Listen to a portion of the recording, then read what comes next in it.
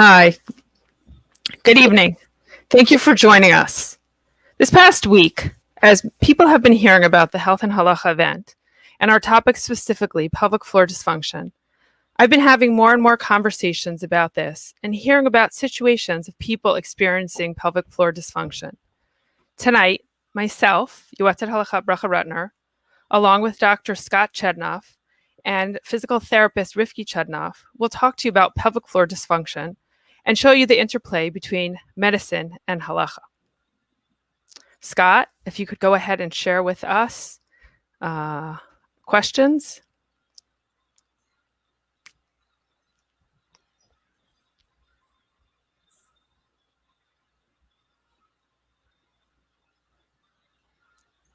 Okay, so for those who are unfamiliar with some of this polling, this is actually a really simple thing. Anyone who's paying attention, if you don't mind, if you just were to text to the number 37607, text the word Scott Chud, SCOTTCHUD, right over here. Text to this number 37607. The word Scott Chud, and then you can enter the poll. You can also do it if you're on a computer and you want to go to a website, pollev.com/Scott Chud, and you'll be able to enter the poll and put in your responses. And this way we can start to get an idea of who's tuning in with us here. And then if you just answer your responses based on how old you are. And we'll give it a minute or so. Sometimes it takes a few seconds for the poll to launch up.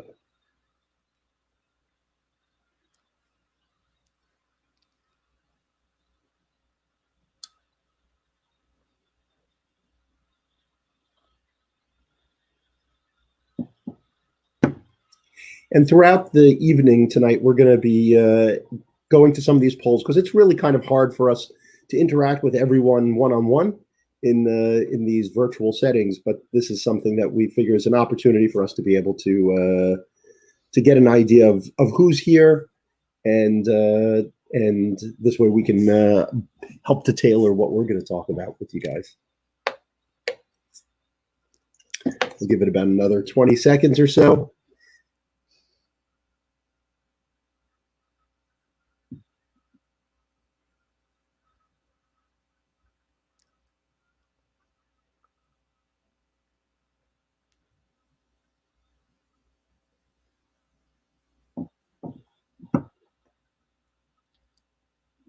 All right. A couple of late entrants there. We'll give it another few more seconds. I feel like it's one of those carnival games that, like, when you got the horses going, it's like, who's gonna win? Who's gonna win? Well, I think we're seeing our dominant number here. Wonderful. All right. So we have a fairly good distribution, although it seems that 26 to 35 seems to be our largest number here. Now, one of the other things is that, when we talk about pelvic floor dysfunction, a lot of different things, most people probably don't even know what that actually means. And what I'd like everyone to do is, if you don't mind, just what word comes to mind when you think of pelvic floor dysfunction? Just, you could type it, text it. You could text more than one word if you have more than one word that you think is applicable. But just feel free to text it in, and we could see what everybody has to say.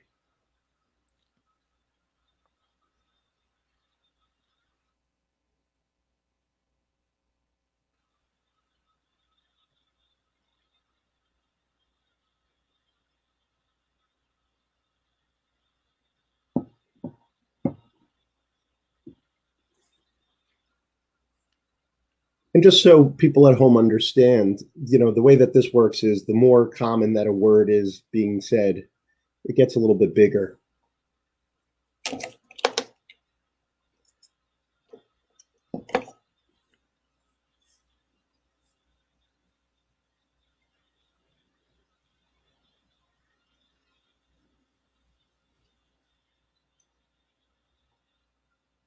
It's always interesting seeing the responses.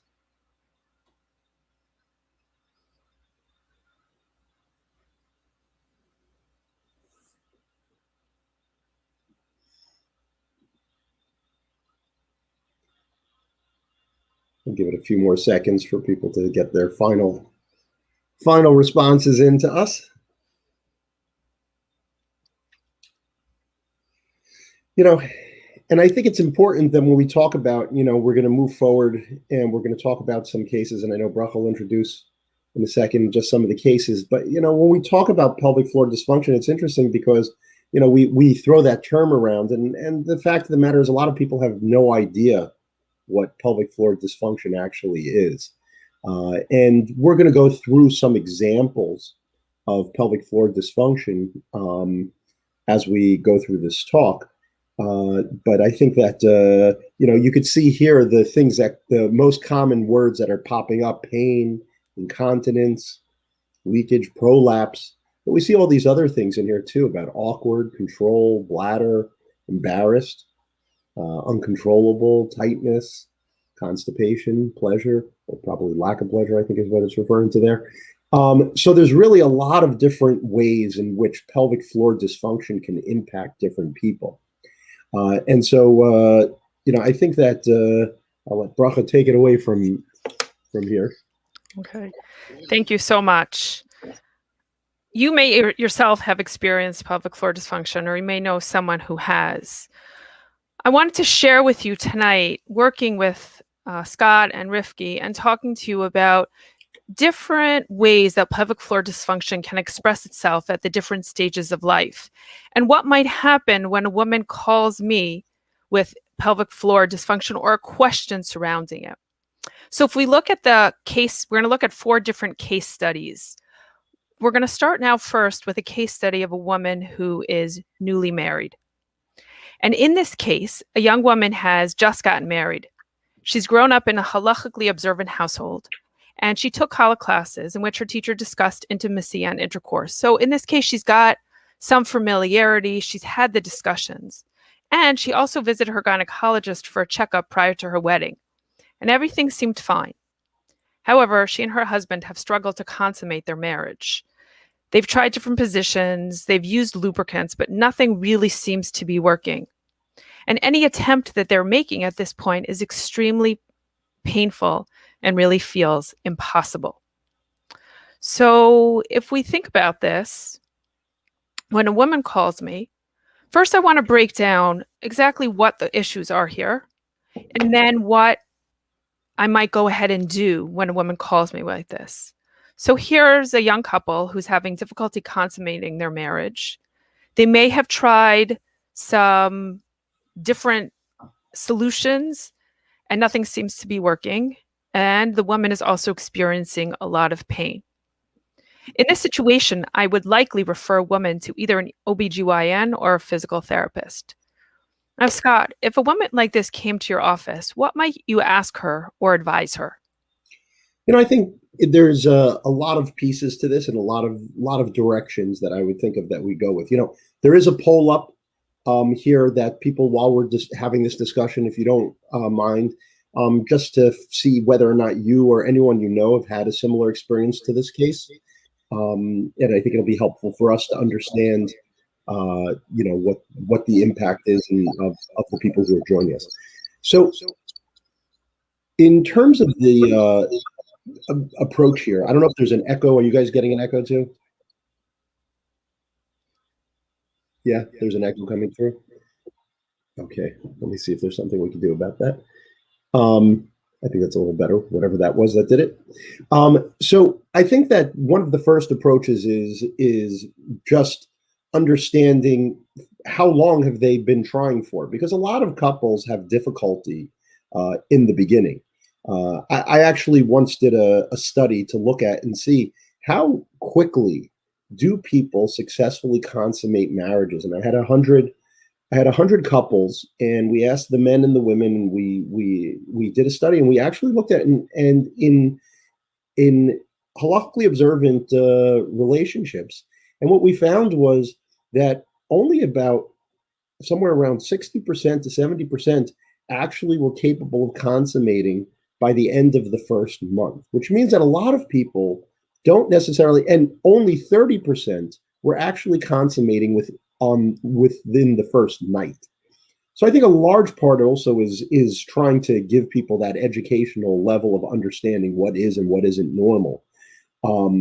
But what I think that one of the main issues here is trying to understand why she's having pain and trying to see if we can get to the bottom of what is the source of her pain. I think it's an important point also that what about this case study is that, which is somewhat atypical sometimes, is that she actually had seen a gynecologist prior to marriage. And I think that particularly in the observant community, I oftentimes see a trend where women are afraid to visit the gynecologist before marriage, whether it's they're afraid of that they're going to have the disruption of the hymen or whatever it is. And I think I can't emphasize enough how important it is that a woman prior to marriage be able to be seen by a gynecologist in order to just make sure that everything is okay. And that doesn't necessarily mean that they're going to have a speculum or a pap smear or something like that prior to the wedding if they're not comfortable with that. But certainly a doctor to be able to take a look, physician to take a look at the anatomy, make sure that everything is within the realm of within normal limits before they even start. Because I've seen women in the past where they've never seen a doctor before they get married and they're having problems. And sometimes it's something that's anatomical that could have been picked up before the wedding. So it's great that this woman did see a doctor before. So we know already that all the anatomical pieces are normal. And that whatever's going on, we need to be able to help them, but that's really important to be able to rule out. So I really can't emphasize that enough, that women go to see a gynecologist before the wedding.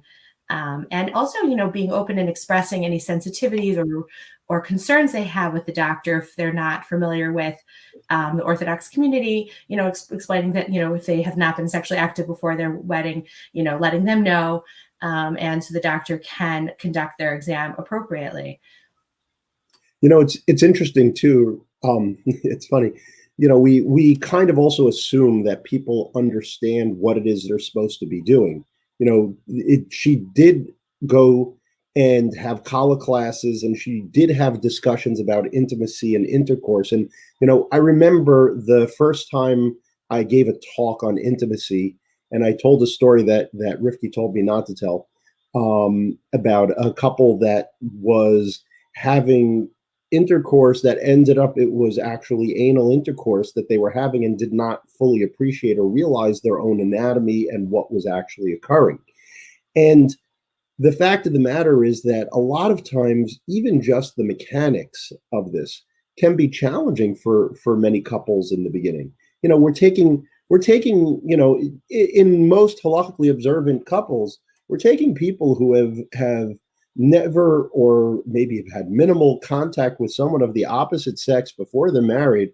They come into a circumstance where all of a sudden they're going from 0 to 100 in one evening. And so it really is very challenging for a lot of couples. But in terms of other medical issues here, so for me, some of the things that I'm always interested in these circumstances, is she taking any type of birth control, which could be impacting things relating to discomfort? Usually someone early on like this, it's less of an issue, but it definitely comes into play. Another thing which I think is also very important and gets discounted frequently is history of the person. And whether there's a history for this person. We're in a month right now of recognizing mental health and really the issues of mental health within the community. And the fact of the matter is, there is a large amount of abuse which occurs that can have major impacts.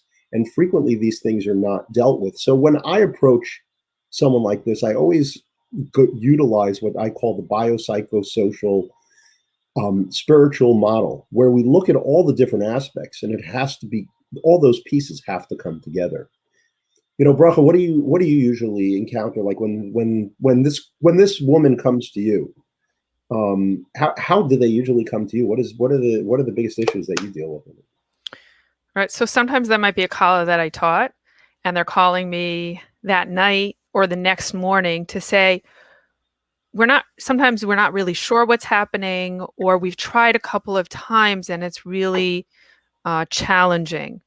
often I tell my kalas, as Scott, as you mentioned, a lot of women do go on birth control prior to their wedding or some hormonal birth control to manipulate their period so they are able to go to the mikveh before their weddings and then try to ensure that they're not on chupat nida, that they're not, they don't have their period at their wedding.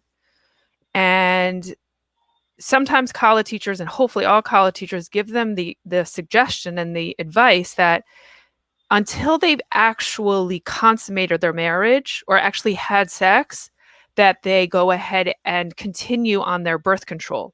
Because what can happen is a couple can assume, oh, I'm going to have sex the first night or maybe even the second night, and then they stop their active pills and then they get their period.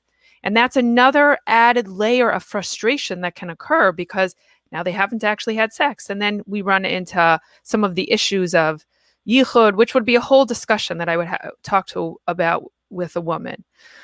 So that's something that I very strongly emphasize. A woman needs to keep taking her active pills until she's consummated her marriage, so that she gives herself that time to go ahead and not run into the situation where she gets her period.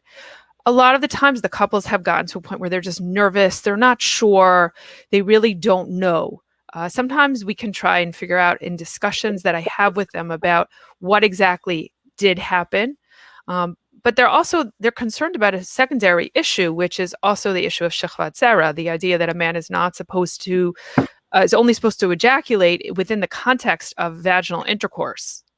And so there's this concern, and it's an added layer of pressure. So I tell the couples when they call me, we're not really, yes, it is a concern, but right now what we're concerned about is the woman's pain, her discomfort at this point, the frustration that might be building up, and trying to go ahead and get a handle on that situation so that, and try and limit the stress and limit the added layers of concerns and issues that they may have. And as we all know, this is a very uncomfortable conversation for a woman who feels like she should know, right? Scott, as you mentioned, the anatomical issues that we make a lot of assumptions about couples, and even couples that you may go through with them in kala classes, what the mechanics, unless they're actually experiencing the mechanics, it's a little different than hearing about it. And so they feel like they should know, or certainly there's almost an expectation that he should know what's going on and he should be able to figure it out. And then they can't figure it out together. And are they comfortable talking about it? Have they talked about their expectations for that night even? And then they're uncomfortable talking to each other. And then certainly she has to pick up that phone and make a phone call and say, I'm not sure if we actually had sex, and then share all of these personal information. And even as close as a relationship as she might have with her kala teacher, it doesn't mean that she's comfortable sharing this. And then to send her back to her gynecologist or to a physical therapist, it's another person that's coming into this private area of the couple's life. And it can be really uncomfortable, and that's risky. I'm sure you experience that a lot with couples who come to you in these type of situations. Yeah, it's it's emotionally and physically, a very uncomfortable situation. And one of the things that I would say is really important to emphasize is that if they're having pain with attempts at having intercourse, that the more that they attempt and it's painful, the harder it becomes to kind of untangle that situation. So if she's having a lot of pain one time, twice, like that's enough. Like they already need to be having someone to help them, because a woman should not be enduring pain with attempts at intercourse. And I think women have this idea many times, and many women probably are very, don't think this is true, but many women I've treated do think this is true, that it's supposed to hurt the first time. It's supposed to hurt the first few times, or it's supposed to hurt while you're trying. And the amount of pain that women in my office have reported to me that they've endured, when I ask them on a pain scale, what's it like when on a pain scale of 10 being like the worst pain in the whole world, 0 being no pain at all. And if you've ever, God forbid, been in the hospital and they show you the little smiley face and you want to punch them. But I always say put number 4 at like no offense to dentists, but you're at the dentist's office and they've got like both hands in your mouth and it's like super awkward. You're like, "Argh." It's like not painful. It's just like really uncomfortable. So that would be like a number 4. I've had women tell me 28. So we don't want that. We really, I always tell people it should be hover somewhere in the 4 to 5 range, like uncomfortable, like maybe not, feeling great yet, because it's really just a beginning of, of trying something new and different with your body that you haven't done before. But if they're off the charts with the pain, then there's something wrong. And the woman needs to know, not something wrong like catastrophic. It means they need something, they need to reach out for help. They need to reach out to the US Halacha. They need to reach out to the kala teacher or to a medical professional to kind of, talk to them about what's going on so they can get some quick intervention. And really women should not be suffering like that. And certainly that should not go on.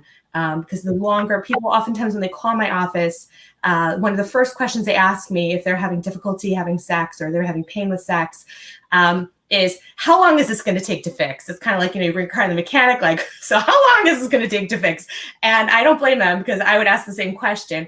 But my answer that I've, kind of over the years come to is the longer this has been going on for is oftentimes how long it's going to take, is the longer it's going to take for this to be able to be resolved. So the longer a couple is going on like this, and I'm not saying that they need to go to physical therapy the first night because they weren't able to have sex. As Scott pointed out in his survey that he had done in his study, that many couples, are not, it takes them a while to be able to have full penetration. And, you often hear people say it's not a goal. It's not a destination. It's a journey. It's a journey that this couple goes on together and building the relationship, both emotionally and physically.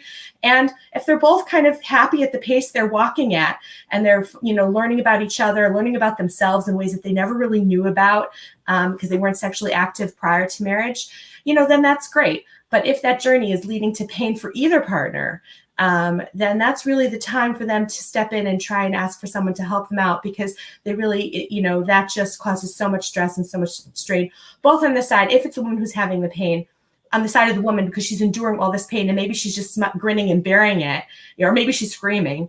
And for the husband, because he feels awful, because he feels like he needs to get this done. And he sees his wife in horrible distress, and this is just too much. It's too much for the couple to bear, and they shouldn't. They really need to be getting someone to help them so they're not in that kind of situation. Oftentimes it can be resolved very quickly, and that was the other thing to say, is that this is resolvable. There was a question that came through asking about when to refer somebody.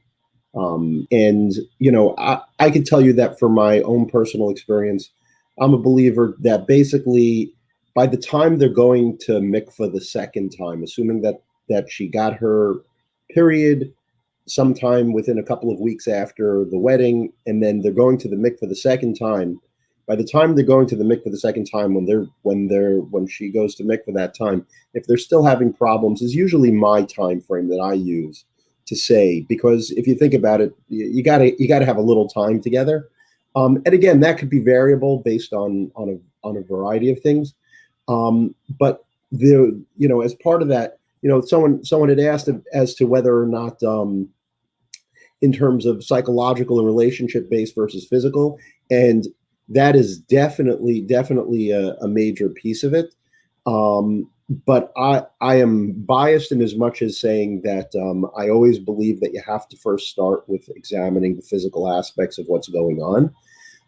There could be hymenal issues. There could be anatomical issues. Many women, even if they went to the gynecologist before they got married, they may not have been examined, and they may not have had an internal examination. And also, just to clarify something, I'll just throw this out there, even though it's totally unrelated. It is possible to have a totally normal gynecological examination without it impacting the hymen in any way. So I know a lot of people are hesitant or nervous about getting gynecological examinations before getting married. And I'm not saying you should or shouldn't. I'm just saying that the fact is that if someone does need an internal examination, it does not necessarily necessarily impact that. But I always say that I think you do need to start with the biological, because even if there is a psychological or a relationship issue, if there's a physical issue at play, it will not get better unless it's dealt with directly. So just to put that out there. Yeah, and I also, somebody had said before about psychological, and I just want to speak to that point for a minute. So many women come into my office and they've been told by so many people that their problem is in their head, that there's something wrong with them, that, they don't, for whatever it is, that it's psychological, that, that it's, and I think it's really important for women to know that if they're having pain, that it's real. And not to let anybody tell them that it's in their head. Scott has often said to me, when I talked to him about pain, he said, well, if you chop someone's head off, then they won't have any pain anymore. Of course pain is in your head. Of course our brain regulates the way that our body interprets pain. But I think so many women bear this embarrassment or feeling of shame that, there must be something wrong with me, that I'm having this problem. And I think it's really important for women to understand that if you are having pain, it is real and it needs to be addressed and it needs to be respected. And if the person who you're seeing is not, treating you in that manner, then you need to find somebody who can, listen to you and listen to your story and believe you, because that's really part of the process for women to be able to feel that they are being listened to and not being brushed off by have a glass of wine, just relax, and everything else that everybody says. So, it's really important for them to know that their pain is real. Just have a baby and it'll all be better. Oh yeah, that's another one. That's my favorite. Well, I think so what I think emerges from this situation and our discussion here is that this is a real situation, and in order to begin to resolve the situation and find a solution that works for the couple, there's a multi-pronged approach, working with the halachic considerations, the medical considerations, the physical considerations, and ultimately potentially the psychological considerations. And what's most important is that a woman should feel that and a couple should feel that they're not alone, that there are people that they can reach out to, and that there are a lot of resources. The three of us are resources. There are many other resources out there for women and couples to turn to, and for either people on this conversation tonight to go ahead and know that and to share with their friends. And I'll just add also that there is help. Like, I think sometimes women get these kind of diagnoses, vulvodynia, vestibulitis, vulvar vestibular, all, 100 different names for pain with sex or pain with, attempts at intercourse. And I think that it's important for women to know that that's not a death sentence, that this gets better, that this can get better, and this will get better, God willing. And there's a very effective treatment. And it doesn't mean that they are condemned to a life of either having no sex or having very painful sex, that there's treatment readily available. We know so much more than we did 10 years ago, 20 years ago. And there is so much treatment available, and people do really well with treatment. I think it should be a hopeful feeling that they should be feeling that there's help out there and there are people who specialize in this and can help them. The one important thing too, I think, is that it's important that they remember this is a couple issue. A lot of times it's her issue, it's his issue. One of the things that's important for people to recognize is that it's their issue. It's an our issue, because unfortunately that sometimes does create circumstances which really just makes one of the parties feel wrong. And often the fact of the matter is that when you're dealing with these things, you have to remember we're dealing with a couple in these circumstances. We're not dealing with just the individual. And for me, I know, because what happens is usually the only person who I see is the woman who comes into my office. Sometimes the husband is there, and I actually usually encourage her to bring her husband with her, because the fact of the matter is that he has to be clued into what's going on too. If all of the treatment is focused on one person or the other person, then you're only getting to 50% of it. and it doesn't really help. In the long run, you're not going to get the maximal benefit that you can get. Okay, so now we're going to shift to our next stage of life, which is postpartum. In this situation, a woman has a relatively normal pregnancy. She had some tearing at birth, but she seemed to be feeling okay.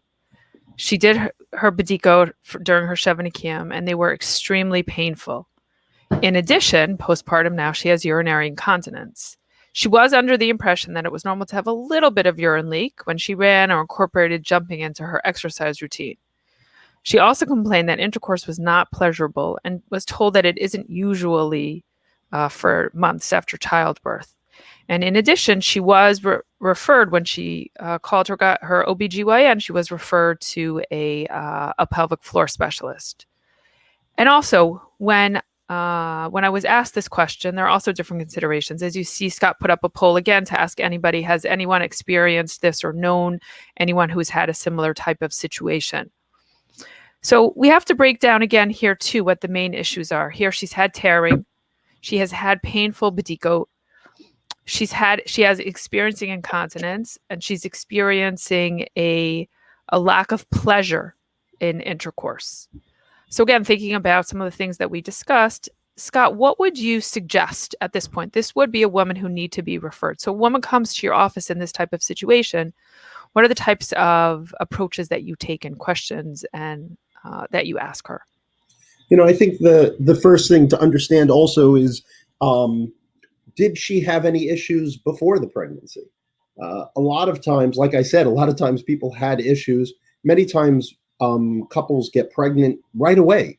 They're married for a month or two, and they manage to get pregnant immediately. And what ends up happening is that a lot of times there may have been pre-existing issues. So that's an important component. I think another important component is also, it says that there's tearing at birth, and it's very common for women, especially during their first delivery, to have a certain amount of tearing. It's not uncommon. And there's a bit of a misconception, though, that people think that if you didn't have a lot of tearing, that you can't have particular sensitivities at the site of where the tearing existed. And the fact of the matter is that you can get a lot of sensitivity at the location where the tearing was based on how the repair was done. If there was a repair that needed to be done, the way that the skin and the tissue there heals. You can get scar tissue that forms over there that can cause problems. It's also normal, the other thing I would want to know for a woman like this is she breastfeeding? Breastfeeding plays a lot into many of the types of issues that someone may be experiencing. And so therefore, when a woman is breastfeeding, the hormones in her body goes into almost like a menopausal type state. And so what happens is that the tissues of the vagina may get very thin and can become much more sensitive because of the fact that the way the hormones that work at that period of time. The urine leakage, this is something which is always fascinating to me because people always, there is an assumption, and it is normal to have a certain amount. It is possible to have a certain amount of urinary leakage after a delivery. There is trauma that happens to the pelvic area, but it should be something that resolves relatively quickly. Usually within 4 weeks, we usually see significant improvement in any of that. And it shouldn't be something that persists for an extended period of time. And then in terms of, the pleasurable thing, again, the pleasurable thing holds a lot of different aspects to it. Is it because she's having pain? And therefore, well, if it's pain, it may not be capable of being pleasurable.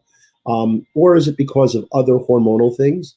Or is it because of the fact that she hasn't gotten more than 1 or 2 hours of straight sleep for the last 3 months, and she's completely exhausted? Which we can never, anyone who has had a child or understands what it is in that beginning and the amount of just utter exhaustion that sets in. So there's a lot of factors that come at play here. And this is something also I would want to know about what she's doing for birth control, just like breastfeeding. things like a lot of times people are using spermicides initially. That can cause a tremendous amount of irritations to the vaginal tissues. But also regular birth control pills can really cause a significant amount of changes in terms of the hormonal milieu inside the body, which can also play into this somewhat as well. Usually if I saw this and it was something that it is normal. Look, if she did have tearing, it's normal that there's going to be a certain amount of discomfort that may exist and persist for 3 months. Past 3 months, if she's still having discomfort, and 3 months is really the upper limit there. But if after 3 months she's still having discomfort, then I would probably refer her to pelvic floor PT in order to be able to get some assessment. And to be honest with you, I think that one of the problems we have is that we don't use pelvic floor PT enough. Not that I'm biased here. The fact that my wife is one, she's not paying me to say this. But the fact I'd see her earlier than 3 months, Scott. I would see her. As soon as 6-week visit, give the okay. That's what I was just about to say. Is that I actually think that one of the problems we have in this country is that we don't fully appreciate the value of what pelvic floor PT does in terms of rehabilitation. This is a major muscular traumatic event that happens giving birth. In other countries, and Rifki could speak to this better than I can, pelvic floor PT is initiated immediately after delivery, if you really think about how much trauma occurs. So it's something which I think is underutilized and underappreciated for the value of what it has to offer. Yeah, what I was saying is I would see her, as soon as the gynecologist gives the okay for physical therapy, I see women 6 weeks, after delivery for this kind of thing, 6 weeks, 7 weeks, as soon as, they're stable enough, healed enough for that. Absolutely. The other question I would ask also is, she complained that intercourse was not pleasurable. I would just point out, and I think Scott, I don't remember the statistics of, for many women, was she having pleasure with actual penetration before she had a baby? Because there are many women who, never achieve orgasm just with penetration alone. It has, that they're actually having most of their arousal occurs with other things other than penetration. So the question is, was that pleasure for her beforehand? Was that where she was, deriving her stimulation from? And also could she also be having a lack of, to have some sensory problems where there's some disruption of nerves that are no longer transmitting the right signals anymore because of the disruption of the tissue that went on with a delivery like that. And I would say that also that urinary incontinence, like Scott said, is, normal, perhaps for a small window after delivery, but it's maybe very common in women. I think a lot of women think that, having urinary leakage is kind of what happens when you get older. It happens when you have a baby. And I think that the aisles of incontinence products in Walmart, will suggest that that's just, something that just happens and that's normal. And I would say it's extremely common, but it's not normal that a woman continues to have leakage. And it's really, it's telling her that something is going on with her body, that her muscles are not working that they're supposed to be. And that they certainly, just like any other muscles in the body, they can be retrained to do the function of holding back urine and not having that kind of leakage. When we have a woman who's having leakage with jumping or sneezing or coughing, I think this one, she was leaking when she was doing her exercise or something like that. Was that what the case was? We call that stress incontinence. And, and that's particularly difficult for women who, after they have a baby, they want to get active again. It almost like interferes, forget about their, dignity and feeling like they're in diapers and their baby's in diapers, which is just awfulness. But also that, they want to start moving again. They want to get their life back. They want to get their body back. They want to be able to move and go out and do stuff. And they're not able to exercise because they're afraid that they're going to leak. So it inhibits their ability, it interferes with their ability to get, to be able to rehabilitate and get stronger, get their body stronger again after having a baby. I'll tell you that when I see someone like this too, I usually will tell them they need to speak to their yoetzet or their rabbi to talk about the badikos as well, and to see if there's something which could be done with the badikos, because sometimes, again, there is that extra sensitivity. And so, I mean, I don't know. Do you see a lot of that, Rafa? Yeah, I do. Postpartum in particular, Bedicoat being painful, being difficult, and some of it is physical and some of it is nervousness, and all of it can make the Bedicoat more uncomfortable. I often tell women when they have a baby, they should call me. I walk them through what to expect during labor and a little bit post labor. And I tell them, call me 3 weeks postpartum, 3 or 4 weeks postpartum, so we can begin to have that discussion proactively, aside from discussing birth control, but also proactively about what could happen during the Shevanikiam, what could happen post mikvah, their own, also thinking about their own personal expectations of sex postpartum when they come back from the mikvah, and what their communication is like with their husbands. But in addition, just talking about the certain leniencies that might exist for B'dikot. There are some women who breeze through the Sheminikiam postpartum. It's not so challenging for them. They're able to do it and it's fine. But for other women, it can be, as for this woman, it can be very difficult. So there are some leniencies in terms of either putting something on water on the B'dika cloth or putting some kind of lubricant internally. That those are two things that can make it easier to go ahead and do the B'dikot. Not necessarily going in as far. That can also be a leniency. And then potentially also not doing the moch, and then also reducing potentially the number of B'dikot. And I tell women, go ahead, you're gonna try the Hefsek Tara, and then you're gonna be in touch with me. And then we're gonna try and see, okay, how do we need to go forward in terms of giving that advice for women, and hopefully that helps a woman. But if it doesn't, if that even that is too much for her and it's too painful, then we have to discuss even more what other types of leniencies are. But I do like to think proactively, so I don't get a woman who's calling me on day 3 of her Shevanikiam in tears because she's trying everything the way that she did before she had a baby, and it's not working exactly the same way. And then suddenly in her mind, as I'm sure Rifki and Scott, you've seen, in her mind now, these B'dikot are painful. So as painful as they were, they're now so much more painful because she has that added psychological stress now of they're painful, and then she clenches her muscles, and then any lubricant that she might have, personal lubricant that she might have had, dries up and then makes the B'dikot even more painful. And here she is also hormonal, and things are challenging. As Scott said, she might be sleeping for an hour or two a night, and all of that can end up expressing itself in the challenges that she has postpartum. So we want to be, obviously within the realm of halacha, we want to be as sensitive as we can to a woman and her individual situation. So yes, I do get lots of questions like that, lots of calls like that.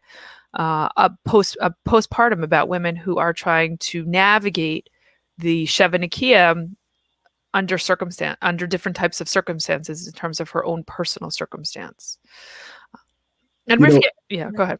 I was just going to say, one of the things that I find helpful when I'm seeing patients like this is to actually get on the phone with the yoetzet or the rav or whoever they're seeing, so that we can have a discussion together if the patient feels comfortable with it. Because I have to tell you, a lot of times when I'm dealing with these circumstances, there's a little bit of telephone that takes place sometimes. When I talk to the patient goes and talks to the yoetzet, then they come back and they talk to me, and things get lost in translation. And a lot of times, many of these issues can be resolved very quickly and very easily when that communication is open.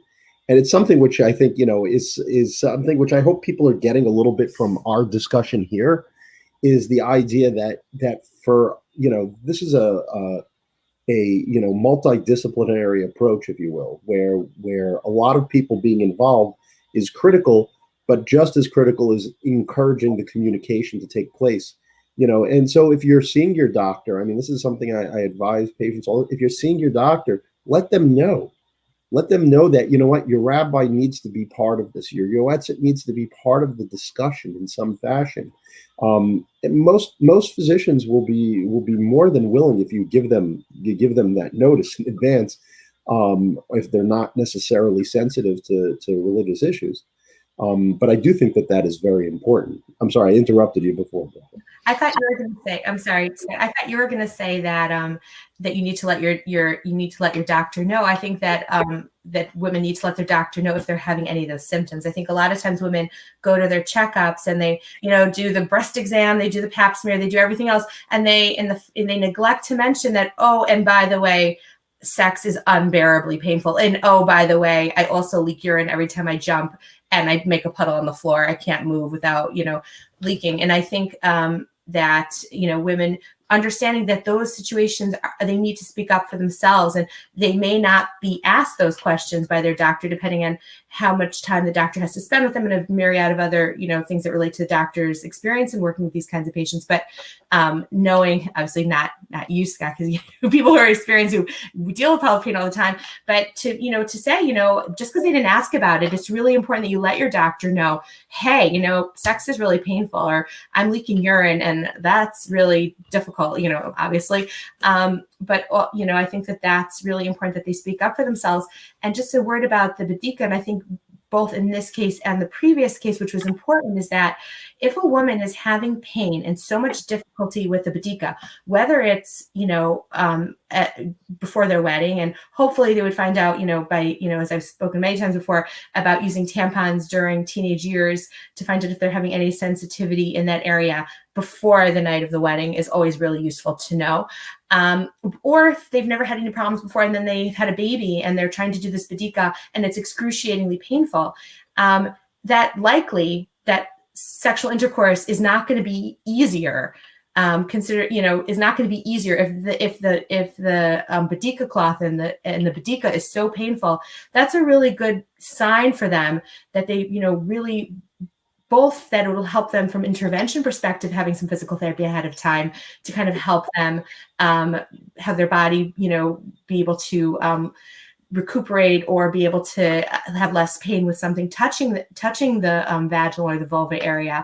But also, it also gives them confidence in that whether it's a new bride who is so worried that the Badika cloth was so painful and they're worried about intercourse, or whether it's a woman who's just had a baby who's having so much pain in the area with attempting a Badika, coming for physical therapy or for pelvic floor therapy is extremely helpful in that way, that it gives them confidence in that they feel like, oh, okay, I can resume, or I can start a sexual relationship without this fear in my head that this is going to be painful, because I know it's not going to be, because I've had this treatment and we've worked together, and it gives them the confidence to feel like they can really inhabit their own body with confidence as they re-enter or enter for the first time a sexual relationship. There's one thing I realized that I'd be remiss also if I didn't mention on this case, which is, there were some questions about libido and how long it's normal postpartum to return. And I think one thing that I forgot to mention here, which I think is critical, is, and I don't want to get into detail about it, but about postpartum depression and postpartum anxiety. And these are very, very common conditions. Let me not true. These are common enough conditions that impact a large number of women and are things that really do not get enough attention. And many of these other symptoms could be manifest in women who are experiencing postpartum depression. So it is real important for people to understand that, and for people for that conversation to start becoming more prominent and accepted, because I think, unfortunately, we see a lot of it. We know that during COVID, there's been a spike in the amount of mental health disorders, and in particular, postpartum depression. We're seeing some of the highest rates of postpartum depression that we've ever seen during COVID. And someone mentioned here also about how long does it take in order to get to normal libido postpartum, and the answer is there is no answer. Everybody is a little bit different, and it depends on so many factors. But what I will tell you is that once you're starting to hit about 6 months if things are still really an issue, especially if you're not under a particularly undue amount of stress in other areas, that's probably time for you to start to seek out some help. And you could go a little bit earlier than that if it's really bothering you. Really, if it distresses you, you should be seeking help for it. Okay, understanding and thinking about, while some of the issues that we've addressed are particularly related perhaps to someone who is newly married, someone who is postpartum, some of these considerations of pain, of play themselves out in different stages of life. So the next case we wanted to look at is a woman who is a 49-year-old mother of 4. She's got lots of responsibilities, a full-time job, a family to take care of. Perhaps she has parents that she's also taking care of that while she's taking care of her own children, and she's really trying to juggle it all. Since her last childbirth, she has experienced urinary and fecal incontinence and has very little desire for sex. Every night, she simply wants to go ahead and just fall into bed. She does want to be more focused on her intimate relationship with her husband, but life stresses, exhaustion, her lack of libido, and her incontinence are really impacting the desire for sex that really just isn't there. And in addition to working with a psychotherapist, she was suggested to work with a pelvic floor specialist. So here in this situation, this woman is experiencing a lack of desire, low libido. She's got urinary and fecal incontinence, and she's got a tremendous amount of stress in her life. So in this kind of situation, often a woman really needs to be referred to a pelvic floor specialist. And Rifki, I would ask you here, a woman like this who is referred to you, how would you go ahead and help her? What would you advise this woman, or how would you treat her? Right. So I think that, one of the first things is you want to make sure that everything is medically stable. Physical therapists are fantastic, but you want to make sure that there's no underlying physiological issue going on, whether it's hormonal or otherwise. I think, Scott had mentioned like thyroid at some point. You want to make sure that there's nothing else, perhaps Scott could also speak to that at the end about, what other things might be contributing. You really want to rule out all those other things so that you want to make sure that you're not missing something. Myself as a physical therapist, I want to make sure that I'm not missing something that's really outside the scope of what a physical therapist or any pelvic health therapist could be trained to treat. Okay. So that would be the first thing. You want to make sure there's nothing else going on. And in terms of the urinary incontinence and the fecal incontinence, what we would do is really take a look at what's going on with her muscles first. First, we would take a history, find out, her childbirth, does she have, she has children, what were her deliveries like? And what we oftentimes see is sometimes women, our bodies are amazing at compensating. And oftentimes, maybe there was something that went on in a delivery or a pregnancy when they were, 25 or 35. And now that there are hormonal shifts and changes in their physiology as they age and hit perimenopausal ages, that the body's ability to compensate for some of those deficits and some of those weaknesses diminishes. As our body ages, it's not as resilient as it was. And so some of these issues that maybe the body started with childbirth, let's just blame everything on childbirth, why not? But, now their body was younger, and perhaps they had, more their resilience in terms of being stores to be able to not have these kinds of problems. Or perhaps they were so busy with little babies that they were never really paying attention to the fact that they were having all these problems, or these problems were emerging. And now that they're, reaching in their 40s or 50s, and they're like, hey, wait a minute, hold on, this is all going wacky and I don't know what's going on in my body anymore. And I see this a lot. And, I really enjoy telling 60-year-old women that their problems are really because they're postpartum, and they usually enjoy that. We have an adage that once postpartum, always postpartum. And I think, taking a look at, birth history, also illnesses or medications or surgeries, or if they've had any, any kind of cancer treatments, certainly can contribute to changes in the tissue that can contribute to some of these kinds of changes that occur. And in terms of treatment, so first we want to take a look at those muscles, see what's happening with their muscles. And just like we would rehabilitate, I know we're running out of time and I could give an hour lecture about how I'd rehabilitate. But basically, just as much as that, if you had a problem with your shoulder or your elbow and your physical therapist would say, if anyone's ever had that, flex, extend, it's kind of similar, but we're just translating all that to all the muscles that you sit on. How's that for like on one foot? So, that's absolutely, we absolutely can rehabilitate the muscles of the pelvic floor, those muscles you're sitting on, if you know what they are, that run between the vagina and the anus. They certainly can be strengthened. They certainly can be taught to work better together than they had been. And these issues can definitely be resolved with physical therapy, just as much as any other part of the body that's having weakness or dysfunction. And fecal incontinence and urinary incontinence oftentimes are a result of, problems with the pressure system in the body and the muscle system, and many systems working together or not working together the way they should. And a good and physical therapist can help, who's trained in this area, to kind of bring all those systems back to working in symphony together. Now, when you go, I'll just say this quickly because we want to provide an opportunity for questions. When one goes to a physical therapist, they would go to Rifki.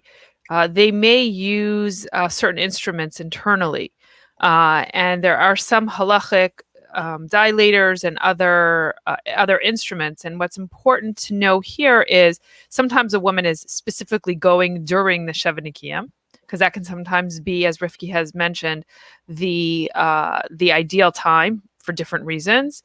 And then there's the question of, does a woman need to ask her physical therapist if she sees anything? So there are definitely different schools of thought. One school of thought is that a woman is not under any obligation to go ahead and look and to go ahead and ask, but she's already doing her bedikot. And what she could say to the therapist more generally when she starts treatment is, don't tell me what you see. You don't have to tell me. And that's whether you're seeing from physical therapist or somebody who's not Jewish at all. And the truth is that even if the therapist does say something, yes, we have to kind of figure out and investigate. But sometimes we can also say that this is a shat hatzchak. This is an extreme, exceptional type of situation. And therefore, we might be able to be lenient. Can we attribute anything that a woman is seeing to perhaps some kind of irritation in the area because of the pelvic floor therapy? And that's something just to take into consideration when going to a pelvic floor specialist that has come up in questions that has arisen in the past. I know that we're running out of time. We wanted to look at this last case, which is a perimenopausal woman who's 53 and she still gets her period. It's not necessarily regular, but she is finding it very frustrating because it is irregular. And she's also at the beginning of uterine prolapse. And she's also perimenopausal. This woman who came to me said that the last time she went to her gynecologist, this is what her gynecologist told her. So there are lots of different considerations that we need to think about from a halachic perspective, how we're dealing with the Sheva Nikiyim and the irregular staining. It's important here to remember the laws of staining and to know that what colors are a problem and what leniencies we might have in terms of that staining, and then also thinking about when a woman is anticipating her period, her vestot. There may also be certain leniencies in this type of situation, and it's important to go ahead and ask that question. Also, around the age of 53 is halachically when a woman is entering into the stages of being a menopausal woman, and therefore, again, might also be certain leniencies in terms of calculating vestot. I know that we're kind of running through this so that we can give you a little bit of an overview, but just turning to Scott and Rifki, what would you suggest about this woman and in terms of going ahead and helping her in some of the issues that she might face? I think that, and I'm just going to make a comment about irregular bleeding in general.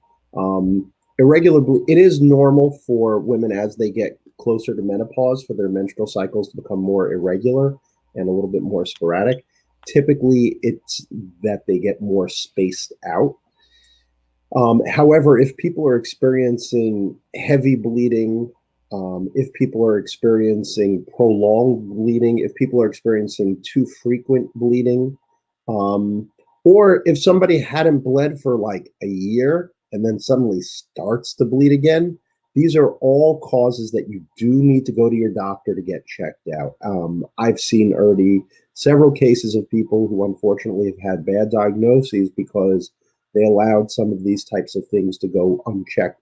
Like I said, most of the time, people who are in the perimenopause, it's normal for transitions to take place, but it really is so critical that you don't just ignore it, especially if it's persisting, because it could be indicative of a bigger problem. I mean, if you want to talk about the prolapse, I think you're muted, Rifki. I think there we go. I was having a problem with the mute button. So prolapse, for people who don't know what that is, basically what happens is there's a lot of muscles and soft tissue that kind of holds up all the organs that are in the pelvis. And sometimes, and the way that I sometimes explain this to my patients is, if you imagine that the room that you're in is the vaginal vault, and above you, and then there's a room above you. The room above you is the uterus, and the room below you is the rectum. So it's not an exact analogy, but imagine that your neighbors upstairs are stomping hard, and your ceiling starts to kind of cave in. So you see your ceiling kind of sloping a little bit, and it's due to something that's going, the people upstairs, the floor upstairs. It's not that your actual neighbors are coming through your floor, but you start to see like a sagging into your vagina, into your house. And then, or let's say that the people who live below you, I don't have water damage or something in their ceiling, and now you have a bump in the floor below you. And so in terms of how that translates is sometimes because of the alignment of the way that the vagina and the rectum and the uterus are all positioned within the pelvis, you sometimes can, over time, when there's vaginal delivery, can contribute to this, what we call prolapse, where organs start to sag into the vaginal vault, whether it's the uterus or whether it's the bladder or whether it's the rectum, causing kind of, you can kind of, sometimes women can feel the something bulging into the vagina. And the complaint that I'll hear often in my office is, I feel like heaviness in my pelvis. I feel like something is down there. I feel like a bump. I feel a push. And sometimes women will find it when they're having a badika, they'll feel something bulging down. Sometimes when they're having a bowel movement, they'll feel it. So within the first couple of stages, physical therapy can be extremely helpful in helping to strengthen the muscles around the area to kind of help hold all that up, help everything kind of be pulled back into place. Well, you can't really change the structural without, with physical therapy anyway, the structural changes that are happening by good strengthening, by posture work, lots of things that we work on in physical therapy. Women can get some relief of some of these symptoms that they get, of the heaviness in the pelvis after standing for long periods of time, starting to feel a bulge in the vagina, may interfere with intercourse. They feel a bulge, might interfere with bowel movements or in functioning. And physical therapy can be very effective in that area as well, in terms of strengthening the area and helping to reduce the symptoms of what they're feeling. Okay. Does anybody are there any additional questions that people would like to share with us? I know that we have run over time, but I think, okay.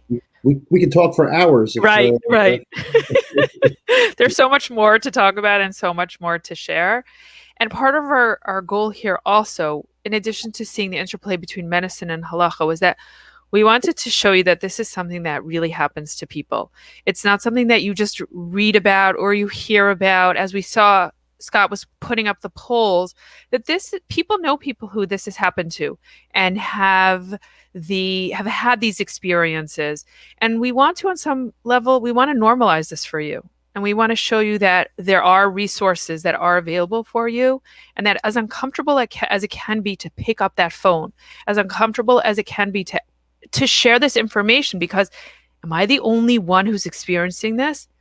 I can't tell you, and Scott and Rifki can say the same thing, how many times women have called me and I said, oh, I just got a phone call like that. Or, oh yeah, I had a situation like this last week. And I can feel through the phone, or even I can feel that sigh of relief of, I'm not the only one. This happens to other people. It's normal and it's okay. And I can share this information and there are resources that can go ahead and help me. And that's something that's so important, whether it's for your own experience, for those who are on here, or to go ahead and share with others and to know, pick up the phone, make the phone call. We want to help you. There are ways to go ahead and help the solution. And as Scott said, and he emphasized, it's not a woman's problem, it's a couple's issue. And when we get the couples involved and when we have that communication between all of the parties, it makes it so much better, and we can go ahead and try and work towards a solution. And it's not a one-size-fits-all solution. It's a solution that works for this couple that will go ahead and ultimately, hopefully, enhance their marriage and enhance their relationship. So with that, Rifki and Scott, if you want to add anything to go ahead and conclude. Thank you, Bracha. I wanted to thank Nishmat and all the Yotzot and Atar Ice and everybody and you, Bracha, for really providing this wonderful resource to women, to everybody, to the whole community, making such a difference in the lives of women over the last 20 years. I can't believe it. It's over 20 years. Really changing the landscape. So thank you. Thank you for having us. And I'll just say that we really could talk about this for hours and hours, and I really have.